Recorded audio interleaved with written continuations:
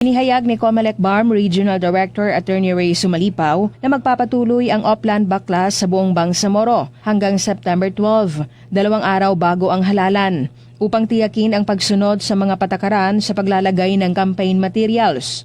Ayon kay Sumalipaw, hindi sabay-sabay na naisagawa ang Operation Baklas sa lahat ng lalawigan at lungsod dahil abala rin ang Comelec sa pagsasanay ng mga election technicians at paghahanda ng mga common poster areas.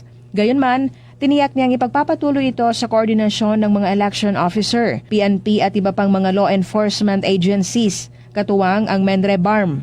Pinaalalahanan din niya ang mga kandidato na ang mga campaign poster ay dapat nakapaskil lamang sa mga itinakdang common poster areas at may tamang sukat na 2 feet by 3 feet.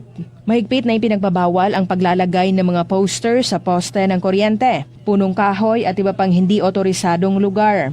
Binigyang diin ni RD Sumalipaw na ang mga kandidatong mapatutunayang lumabag sa mga patakaran ay uutusang alisin ang kanilang mga illegal campaign materials. Kapag hindi ito sinunod sa itinakdang panahon, maaari silang maharap sa mga kaukulang parusa kabilang ang election offense, multa at maging disqualification. Batay sa umiiral na batas, maaring magpadala ng reklamo sa Comelec BARM sa pamamagitan ng hotline na 0917-806-3540. Rufa Mocalid, NDBC, Bida Balita.